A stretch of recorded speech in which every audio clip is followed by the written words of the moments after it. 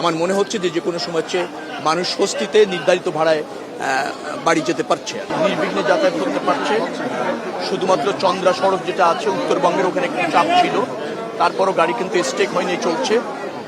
বাস স্ট্যান্ডগুলি এবং বাস কাউন্টারগুলিতে নির্ধারিত ভাড়া টানানো আছে এবং তারা নির্ধারিত ভাড়ায় নিচ্ছে। বাস স্ট্যান্ড এবং বাস কাউন্টারগুলিতে অতিরিক্ত ভাড়া নেওয়ার কোনো অভিযোগ অথবা দৃশ্যমান কোনো প্রমাণ আমরা এখনো পর্যন্ত পাইনি। নির্ধারিত ভাড়াই সবাই নিচ্ছে। আবার এখানে দেখবেন যে আমাদের এই যে ভিজিলেন্স টিম আছে, মনিটরিং সেল আছে, পুলিশ কন্ট্রোল রুম আছে, সেখানেও কোনো অভিযোগ ওরকম নেই। বিচ্ছিন্নভাবে দু এক জায়গায় এরকম অভিপ্রায় গোপনের চেষ্টা করা হয়েছে, তাৎক্ষণিকভাবে তাদের বিরুদ্ধে ব্যবস্থা নেওয়া হয়েছে। আপনারা দেখবেন যে প্রত্যেকটা কাউন্টারে নির্ধারিত ভাড়া টানিয়ে দেওয়া আছে জনগণের সচেতনতার জন্য। আবার বাসগুলিতেও ওই স্টিকার লাগিয়ে দেওয়া আছে কত টাকা ভাড়া হবে। দু এক জায়গায় হয়তো 2 টাকা 3 টাকা এরকম আছে, যেমন খুলনায় 902 টাকা দেখলাম, তো খুলনা না অন্য কোথাও 902 টাকা দেখলাম, তারা 900 টাকা নিচ্ছে, 2 টাকা আর বাংলা নিতে পারে না।